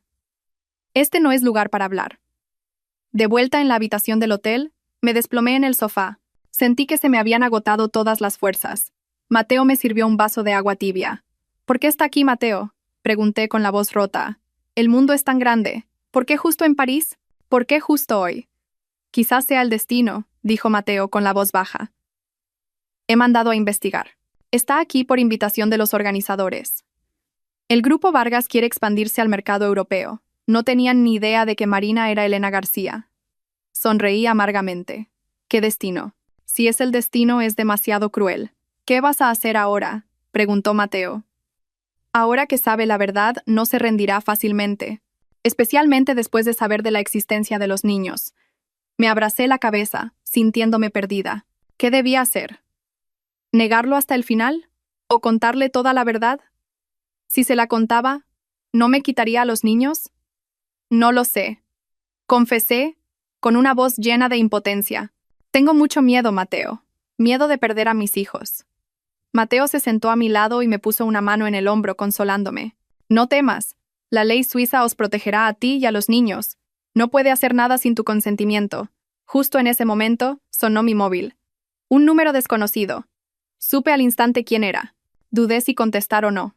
Contesta, dijo Mateo. Evitarlo no es la solución. Tienes que saber qué quiere. Respiré hondo y pulsé el botón de llamada. Dígame, ¿podemos vernos? La voz de Javier al otro lado de la línea sonaba ronca y cansada. 10 minutos. En la cafetería de abajo del hotel. No haré nada. Solo quiero hablar. Me quedé en silencio. Por favor, Elena. Continuó, con un matiz de súplica en su voz. Por los niños. Esas dos palabras, los niños, tocaron mi punto más débil. De acuerdo, respondí. 10 minutos. Colgué y miré a Mateo. Tengo que verlo. ¿Quieres que vaya contigo? No. Negué con la cabeza. Esto es entre él y yo. Tengo que enfrentarlo sola. La cafetería estaba tranquila, y Javier ya estaba sentado esperando en una mesa apartada. Se había cambiado el traje y llevaba una simple camisa blanca, pero parecía más agotado que en la fiesta. Me senté frente a él, sin pedir nada. 10 minutos. Javier me miró. Sus ojos eran un torbellino de emociones complejas. Dolor, arrepentimiento y rabia. ¿Por qué? Fue directo al grano. ¿Por qué me mentiste? ¿Por qué me hiciste creer que tú y la niña estabais muertas? Lo miré a los ojos y respondí con frialdad. ¿Tiene usted derecho a hacerme esa pregunta? ¿Me pregunta por qué? Entonces respóndame usted primero. ¿Por qué fue con Valeria a la consulta de ginecología? ¿Por qué, cuando su esposa llevaba a sus hijos en el vientre, usted estaba feliz de recibir al hijo de ella? El color del rostro de Javier cambió. Se quedó paralizado, como si no pudiera creer lo que oía. ¿El hijo de Valeria y mío? ¿De qué estás hablando? No finja que no sabe. Perdí la calma y golpeé la mesa. Escuché con mis propios oídos al médico felicitándolos. Vi con mis propios ojos cómo le sostenía la mano. ¿Me toma por ciega? Javier me miró, y la confusión en sus ojos no parecía fingida. Elena, ¿tú estabas allí? Sí, estaba allí. Escuché todo desde fuera de la puerta de la consulta número 3. Javier se llevó las manos a la cabeza, como un autómata, y murmuró. Dios mío, entonces. Por eso tú. Levantó la cabeza y me miró. Su voz llena de amargura y desesperación. Elena, lo has malinterpretado todo. No es lo que piensas. ¿Malinterpretado? Me reí. ¿Las pruebas son tan evidentes y todavía quiere negarlo? Valeria nunca estuvo embarazada, dijo Javier con firmeza. Fue una farsa que ella montó para engañarme. Fui al hospital ese día para desenmascararla. Le cogí la mano para advertirle que dejara de actuar. No sabía que tú estabas allí, viéndolo todo. Mi cabeza daba vueltas. Las palabras de Javier eran como un trueno en mis oídos. Valeria nunca estuvo embarazada. Fue una farsa. Él fue al hospital a desenmascararla. No, no puede ser. Murmuré sacudiendo la cabeza con fuerza. Mentira. Solo está intentando excusarse. No es mentira, dijo Javier con urgencia. Tengo pruebas. Puedo mostrarte su historial médico. Puedo ponerte la grabación de nuestra conversación de ese día. Elena, admito que me equivoqué. Fui demasiado frío.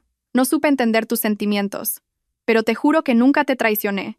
Busqué un rastro de mentira en sus ojos, pero no lo encontré. Solo vi sinceridad, dolor y un profundo arrepentimiento. Sí. Si lo que él decía era verdad, ¿qué había hecho yo durante los últimos 5 años? Había montado una farsa de muerte, había vivido con odio, había roto la relación de mis hijos con su padre. ¿Todo por un simple malentendido? Una verdad demasiado cruel. No podía aceptarla. Me levanté de un salto. No le creo. No quiero oír nada más. Me giré y huí. Salí corriendo de la cafetería, del hotel, corrí como una loca por las brillantes calles de París. No sabía a dónde corría, solo sabía que tenía que escapar de esta terrible verdad. Justo en ese momento, el móvil en mi bolsillo sonó estridentemente. Era el número de la niñera en Suiza. Tuve un mal presentimiento. Contesté apresuradamente, con la voz temblorosa. Dígame, Susan. Señora Marina. La voz de la niñera al otro lado de la línea estaba llena de pánico. Vuelva a casa rápido. Aria. Aria de repente ha tenido fiebre alta. Le costaba respirar y se ha desmayado.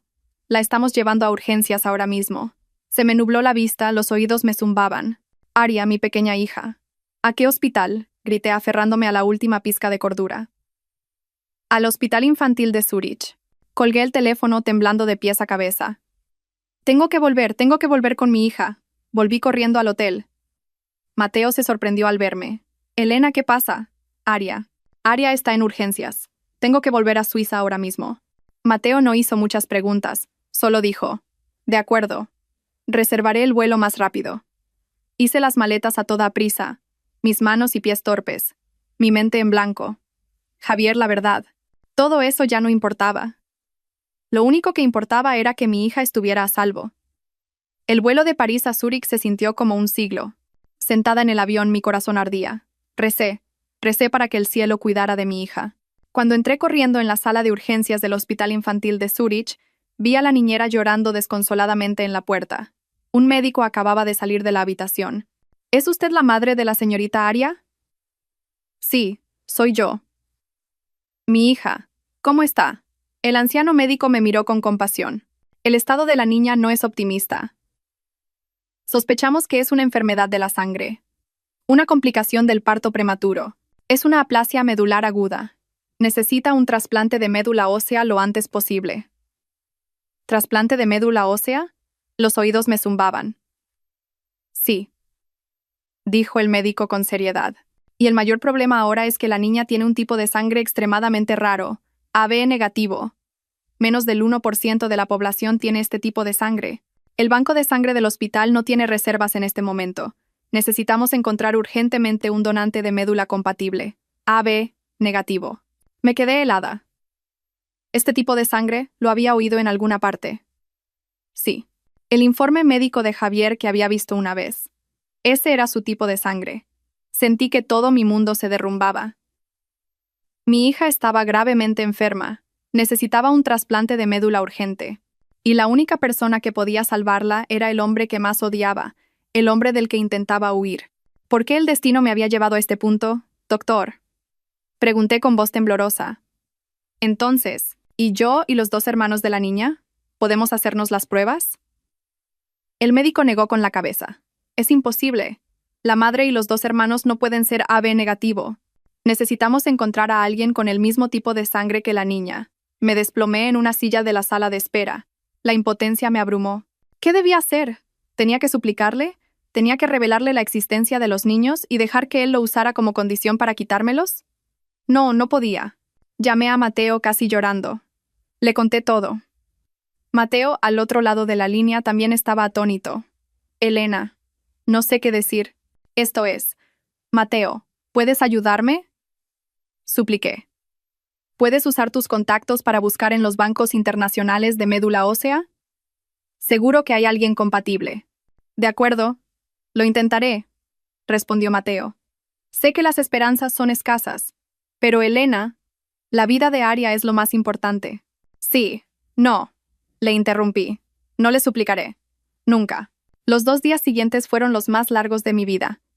Aria seguía en la unidad de cuidados intensivos. Su vida dependía de las máquinas. Mateo movió todos sus contactos, pero las noticias que llegaban eran todas pesimistas.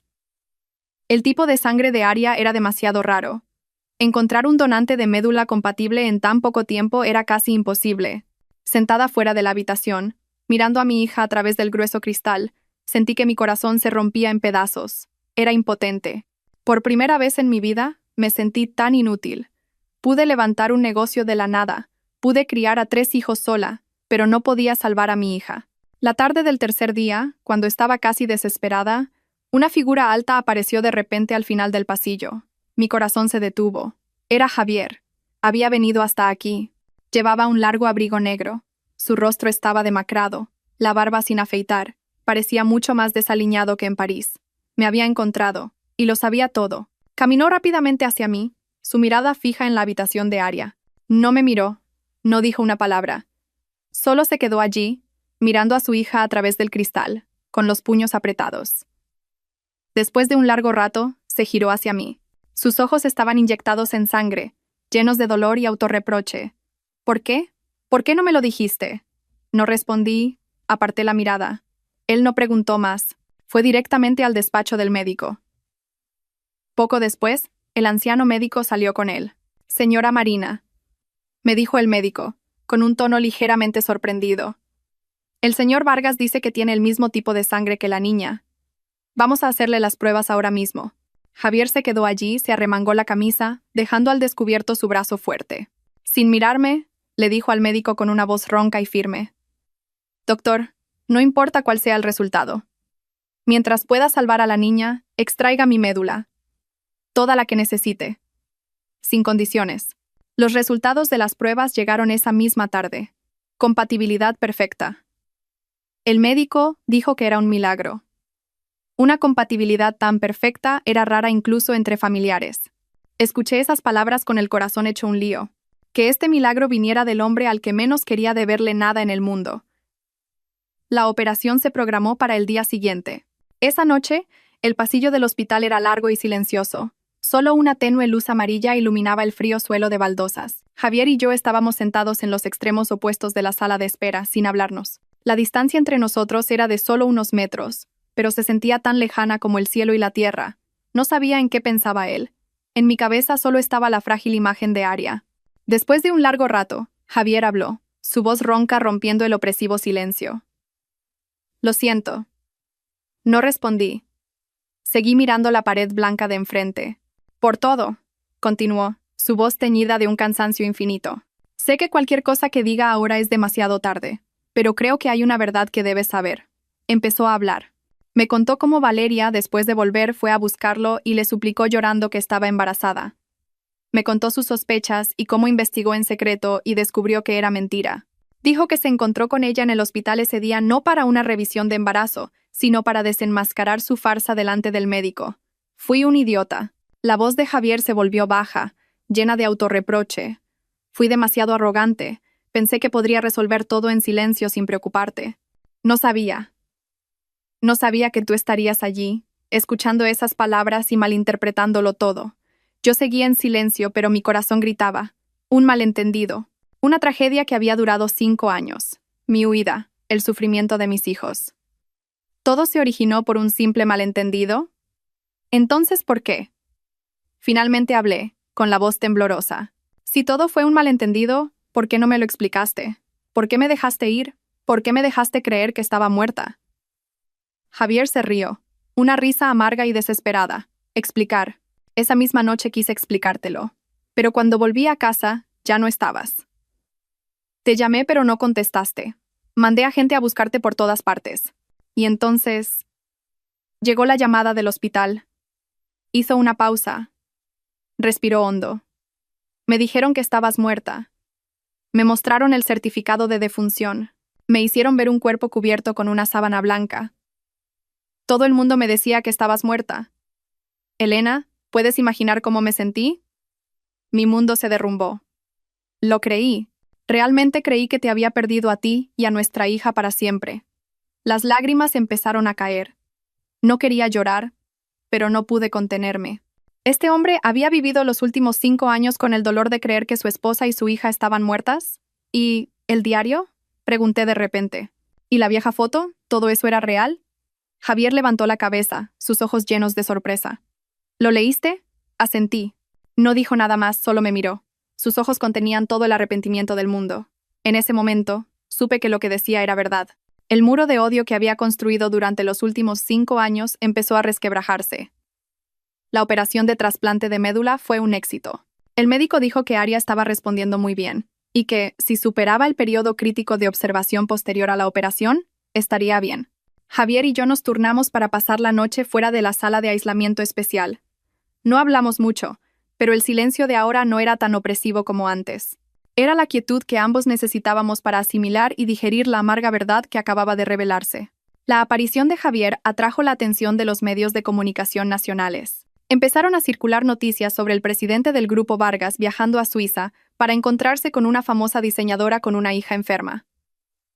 Por supuesto, nadie sabía la verdadera relación entre nosotros. Solo especulaban, inventando escandalosas historias de amor, y entonces llegó la verdadera tormenta. Una mañana, mientras dormía agotada en una silla de la sala de espera, recibí una llamada de Mateo. Su voz era urgente y llena de ira. «Elena, mira internet. Alguien te está difamando». Encendí rápidamente la tableta. Las portadas de numerosos tabloides, tanto nacionales como internacionales, estaban llenas de mis fotos, pero no como una diseñadora exitosa, sino como una desvergonzada tercera en discordia. Los titulares sensacionalistas me saltaron a la vista. La desvergonzada amante que fingió su muerte durante 5 años y ahora intenta robarle el padre a los hijos de otra. El artículo decía que Marina era en realidad la esposa muerta del presidente del Grupo Vargas, y que hace 5 años había huido con una gran suma de dinero de su marido tras una infidelidad, montando una farsa de muerte. Ahora, al ver que su exmarido seguía siendo rico, había vuelto para atraparlo usando a su hija enferma y destruir la felicidad de él y su nueva prometida. Esa nueva prometida no era otra que Valeria. Debajo había innumerables comentarios maliciosos e insultos. Me llamaban interesada, víbora, madre desalmada, que usaba a su hija como herramienta. Mis manos temblaban, la tableta se me cayó al suelo, mi mente se quedó en blanco. Valeria, tenía que ser ella. Nadie más que ella podía saber que había fingido mi muerte, y nadie más podía inventar una historia tan malvada y cruel. Sabía que estaba viva y se había adelantado. Un golpe mortal dirigido directamente a la reputación y la carrera que tanto me había costado construir y a mi sagrada maternidad. Justo en ese momento, Javier salió del despacho del médico. Vio mi palidez, vio la tableta en el suelo e inmediatamente se dio cuenta de la situación. Sin decir una palabra, se agachó a recogerla y leyó rápidamente el artículo. Vi cómo se le tensaba la mandíbula y cómo en sus ojos ardía una llama de ira que nunca antes había visto. Sin mirarme, dijo con una voz gélida: «Hace 5 años no pude protegerte, pero esta vez será diferente». Y dicho esto, sacó el móvil y marcó un número. «Dígame, abogado Jean, prepare una rueda de prensa internacional. Inmediatamente». La tormenta mediática llegó más rápida y violenta de lo que esperaba. Mi teléfono y el de Mateo no paraban de sonar.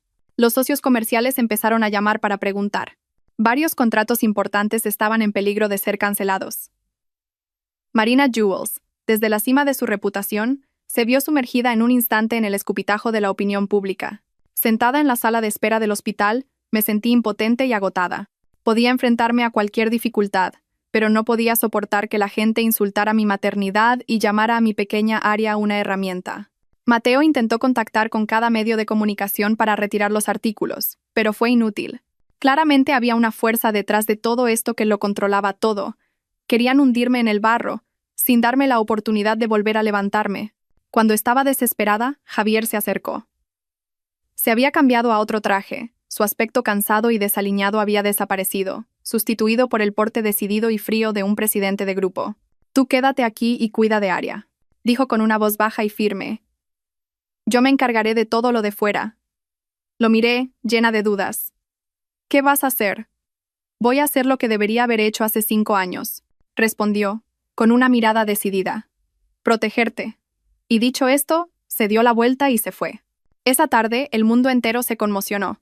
Javier convocó una rueda de prensa internacional, retransmitida en directo por todos los principales canales de noticias. Se plantó en el estrado, frente a cientos de cámaras, sin un ápice de vacilación. Mateo y yo vimos la rueda de prensa desde la habitación del hospital en la tableta. Mi corazón latía con fuerza. «Señores periodistas», empezó Javier. Su voz llenó la sala de conferencias. «Hoy estoy aquí no como presidente del Grupo Vargas, sino como marido y padre». No negó el contenido de los artículos, al contrario, lo admitió todo. «Sí, es cierto. La diseñadora Marina es mi esposa Elena García, la misma persona que todo el mundo, incluyéndome a mí, creía muerta hace 5 años». La sala de conferencias se llenó de murmullos de sorpresa, pero la voz de Javier se volvió firme. No huyó por una infidelidad, ni se llevó una fortuna. Se fue por mi culpa, por mi estupidez, mi frialdad y mi indiferencia. Inclinó la cabeza. Hace 5 años, fui un marido terrible. Llevé a mi esposa embarazada a un callejón sin salida por un malentendido ridículo, y la obligué a montar una farsa dolorosa para escapar de mí. Toda la culpa es mía. A continuación, reveló toda la verdad sobre la falsa farsa de embarazo de Valeria, presentando incluso grabaciones y pruebas médicas irrefutables. Desenmascaró la cara falsa de Valeria ante el mundo entero. Por último, miró directamente a la lente, como si me estuviera mirando a mí. Durante los últimos 5 años, no he dejado de buscarla ni un solo día. Hoy estoy aquí no para pedir el perdón de la opinión pública, sino para pedirle perdón públicamente a mi esposa, Elena. Lo siento, y para decirle al mundo entero. Esta vez, me jugaré todo lo que tengo para protegeros a ti y a los niños. La rueda de prensa terminó. Me quedé sentada, aturdida, las lágrimas rodando por mis mejillas. El hombre de la pantalla, tan digno y a la vez tan dolido, tan sincero, había conmovido mi corazón helado por primera vez en 5 años. Javier no solo restauró mi reputación, sino que convirtió la crisis mediática en una conmovedora historia de amor, haciendo que la marca Marina Jewels fuera aún más famosa. Pero no se detuvo ahí. Al día siguiente, el equipo de abogados del Grupo Vargas demandó formalmente a Valeria por fraude, difamación y por dañar la reputación y el crédito del grupo. Con las pruebas irrefutables presentadas por Javier, Valeria no tuvo ninguna posibilidad de librarse. Fue detenida por la Interpol en el aeropuerto cuando intentaba huir. Se dice que se enfrentará a una pena de prisión muy severa y a una indemnización multimillonaria. Ese fue el precio que tuvo que pagar por su malvada conspiración. Unos días después, cuando Aria superó la crisis y fue trasladada a una habitación normal, llegó una visita inesperada. Mi suegra, la señora Isabel, se quedó en la puerta de la habitación sin atreverse a entrar. 5 años sin verla, había envejecido mucho. Su pelo estaba canoso, y en su rostro, en lugar de la arrogancia y el orgullo de antes, había cansancio y arrepentimiento. Me miró a mí, y miró a Aria durmiendo en la cama, y de repente se arrodilló. Elena, mamá lo siente. Empezó a llorar desconsoladamente, lágrimas de arrepentimiento tardío. Me equivoqué. Me cegaron las 2 palabras, estatus social y te traté mal. Me puse del lado de Valeria y os llevé a ti y a tus hijos a un callejón sin salida. Yo. No merezco ser la abuela de tus hijos. La miré, mi corazón un torbellino de emociones complejas. La odiaba hasta los huesos. Pero al verla ahora, una mujer en el ocaso de su vida, arrodillada y suplicando perdón, mi corazón no pudo ignorarla. Mamá, levántese. Dije finalmente, el pasado está. No dije que la perdonaba. Hay heridas que no se borran con un perdón, pero tampoco quería seguir viviendo con odio. Por mis hijos necesitaban una abuela. La señora Isabel me miró, incrédula. Se levantó temblando y se acercó a la cama. Quería tocar a Aria con sus manos temblorosas, pero no se atrevió. La niña. ¿Se parece a mí?, preguntó con la voz entrecortada. Asentí. Se parece a mí, pero los ojos los ha sacado a su padre. Al oír esto, la señora Isabel volvió a romper a llorar. Esta vez, eran lágrimas de felicidad. Javier llegó justo detrás. Vio a su madre, pero no dijo nada. Solo se quedó en silencio a mi lado. Su presencia ahora, de alguna manera, me daba una sensación de seguridad. La tormenta parecía haber pasado de verdad. Los malvados habían pagado su precio. Los malentendidos se habían aclarado. Ahora solo quedaban nuestras propias heridas del corazón, que necesitarían tiempo para sanar. Aria se recuperó a una velocidad sorprendente. Quizás la sangre de Javier, corriendo por su cuerpo, le había infundido una fuerte vitalidad. Unos días después, pudo salir de la sala de aislamiento. El médico dijo que con una semana más de descanso podría recibir el alta. Durante esos días, Javier vivió prácticamente en el hospital. Ya no era el presidente frío, sino un padre torpe. Aprendió a preparar el biberón, a leer cuentos, a cortar manzanas en forma de conejo. Todo lo que hacía era torpe, pero en sus ojos vi una ternura que nunca había visto en los 3 años de matrimonio. La señora Isabel también venía a visitarla a menudo. No se atrevía a hablarme mucho. Solo traía en silencio un caldo de pollo y pequeños juguetes para Aria. Cada vez que veía a su nieta, se le enrojecían los ojos. Hoy decidí traer a Leo y Hugo al hospital. Los 2 niños habían estado viviendo en casa de un amigo de Mateo. Echaban mucho de menos a su madre y a su hermana. Sabía que era hora de que los niños se enfrentaran a la verdad. Cuando entré en la habitación con mis 2 hijos, se quedaron paralizados en la puerta. Vieron a Javier, un hombre desconocido para ellos, sentado junto a la cama, dándole de comer sopa a Aria con cuidado. Javier levantó la cabeza, y en el momento en que vio a Leo y Hugo, vi cómo le temblaba la mano y casi se le caía la cuchara. Era la primera vez que veía a sus dos hijos de cerca. Se levantó, la confusión, la expectación y el miedo evidentes en su rostro. «¡Mamá!», gritó Aria. «Hermano Leo, hermano Hugo». Leo y Hugo seguían inmóviles, agarrándome la mano con fuerza. Mi hijo Leo, tan parecido a él, examinó a Javier con una mirada de duda madura. Hugo, el travieso, ahora se escondía detrás de mí en silencio. «Leo, Hugo», dije en voz baja, intentando que mi voz sonara lo más normal posible. «Venid a saludar al Señor». Señor, usé esa palabra. Todavía no estaba preparada para llamarlo papá delante de los niños. Javier se arrodilló lentamente, poniéndose a la altura de los dos niños. Su voz era ronca por la emoción. «Oh, hola chicos. Me llamo Javier». Hugo asomó la cabeza con curiosidad. «Señor, ¿es usted el que salvó a nuestra Aria? Mamá dijo que usted le dio sangre a Aria». «Sí, así es», asintió Javier con una sonrisa triste en los labios. «Yo ayudé a Aria». Justo en ese momento, mi hijo mayor, Leo, el de pocas palabras, de repente soltó mi mano, caminó directamente hacia Javier y lo miró con su rostro infantil pero serio. «No», dijo el niño con voz clara. «Usted no es un señor». Todos nos quedamos helados. Javier estaba desconcertado. «¿Qué quieres decir?». Leo miró a Javier fijamente, sus ojos recorriendo cada detalle de su rostro. «Señor, ¿es usted el héroe de las historias de mamá?». Mi corazón se detuvo. La historia que había inventado. Mi mentira. «¿Qué historia?», preguntó Javier confundido. «Mamá dijo», continuó Leo, su voz empezando a temblar, «que nuestro papá era un héroe, que papá había muerto, que papá estaba en el cielo». El niño señaló el techo con su dedito. «Pero, usted es igual que el hombre de la foto vieja que mamá esconde debajo de la almohada». Me sentí mareada. «Mi hijo». Lo sabía. Leo se giró hacia mí, sus ojos claros llenos de lágrimas. Su confusión estalló. «Mamá, nos mentiste, ¿verdad? Dijiste que papá estaba muerto. Pero él está aquí, ¿verdad, mamá?». Esa pregunta fue como un martillo en mi pecho. Aria, en la cama, también escuchaba conteniendo la respiración. Hugo corrió a cogerme la mano. Javier me miró, sus ojos llenos de toda la súplica del mundo. Me estaba suplicando que dejara de mentirles a los niños. Miré a mis tres hijos. Miré al hombre arrodillado en el frío suelo. Sabía que no podía seguir engañándolos. No podía dejar que mis hijos vivieran en una mentira. Me arrodillé y abracé a Leo y Hugo. Las lágrimas rodaron por mis mejillas. «Lo siento. Mamá lo siente, mis pequeños». Sollozaba. «Leo tiene razón. Mamá os ha mentido». Levanté la cabeza y miré a mis dos hijos a los ojos, y miré a Aria. «Él no es un señor. Él es». Respiré hondo. «Él es vuestro padre». Desde el día en que la verdad se reveló en el hospital, todo pareció cambiar. El muro de hielo invisible entre Javier y yo se derritió por completo. Leo y Hugo, después del shock inicial, aceptaron la verdad más rápido de lo que pensaba.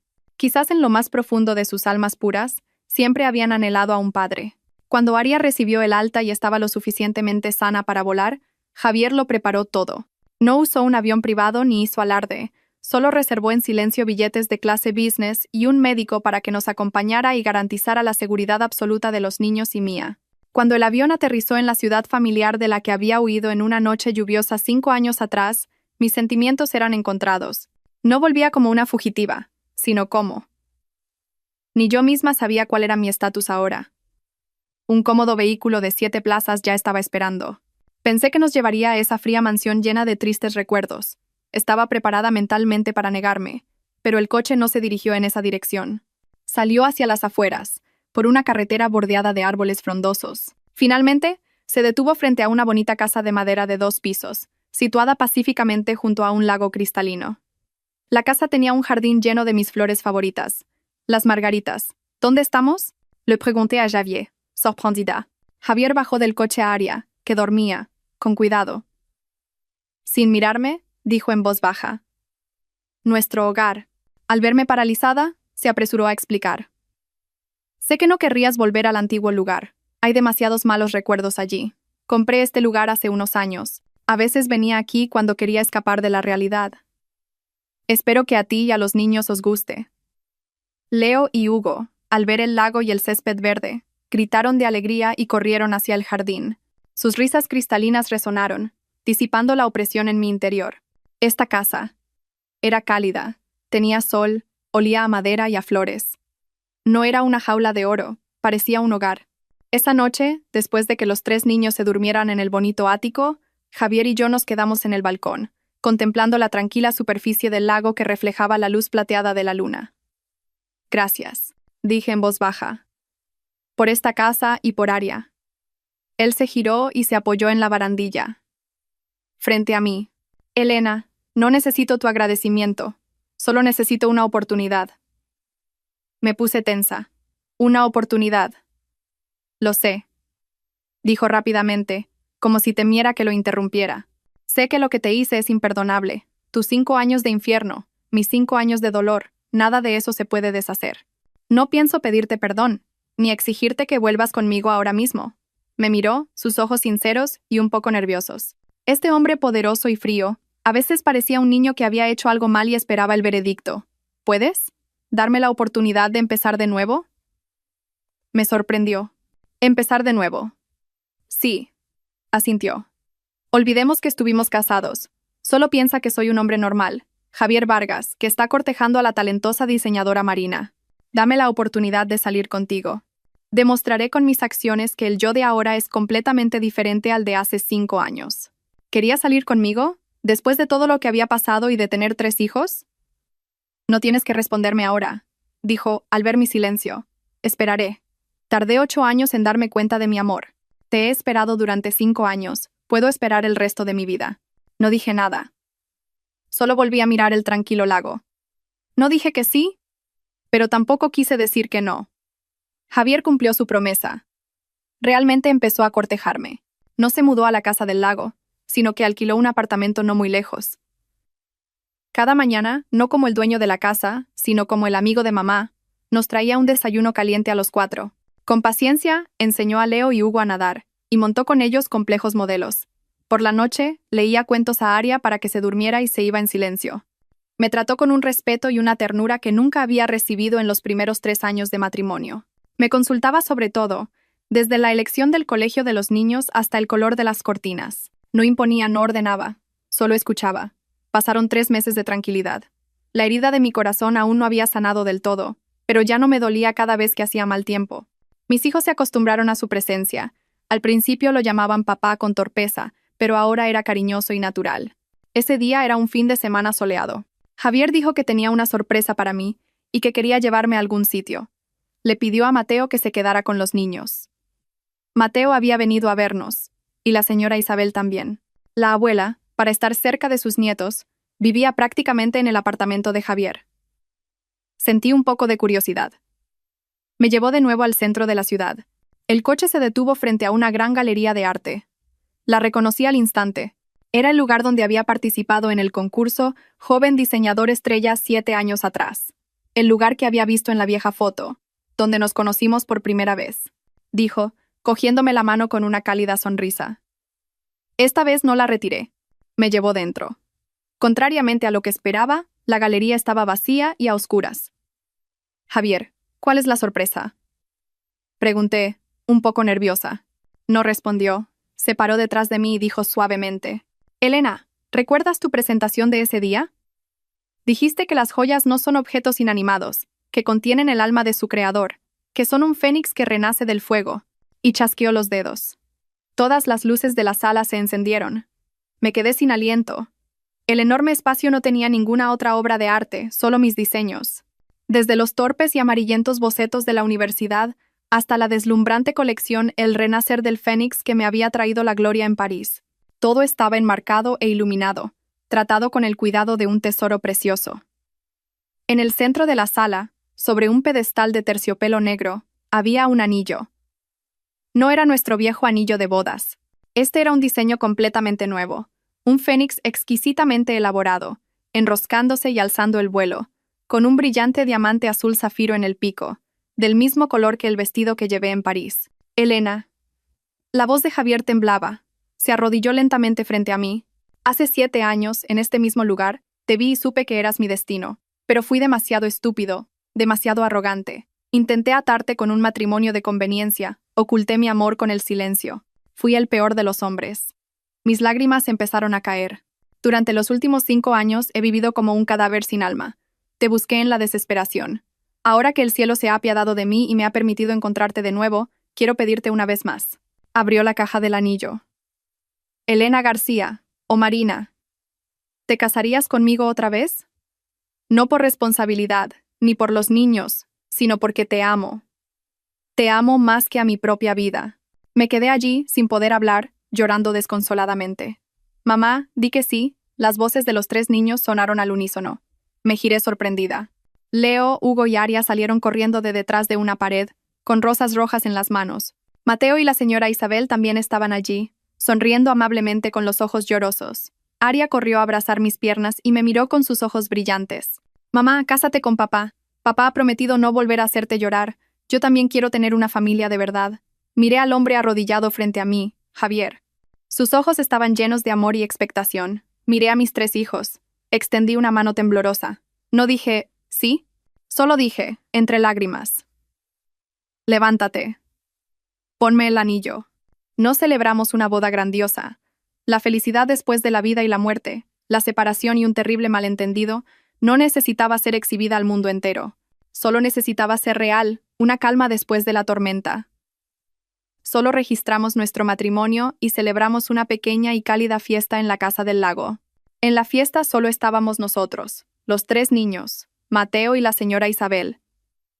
Mi vida ahora no son días de soledad y miedo, sino de despertar con el sol de la mañana.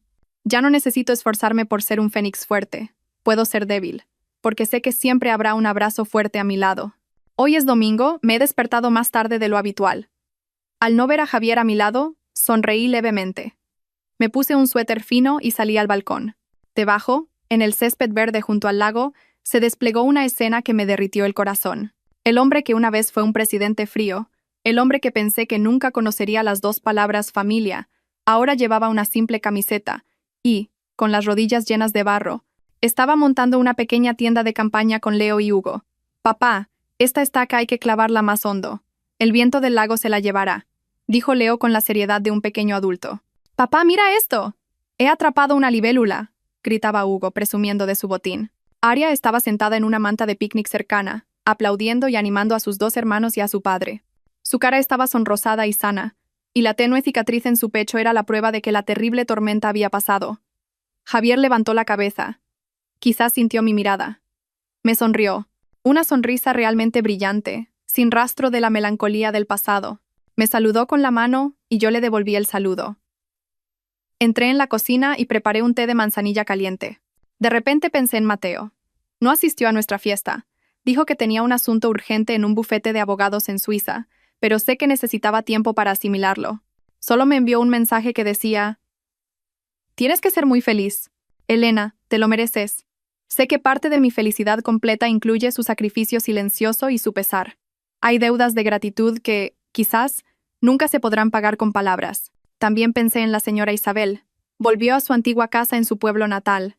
Dijo que las ciudades ruidosas no son para los ancianos, pero sé que quería dejarnos nuestro espacio.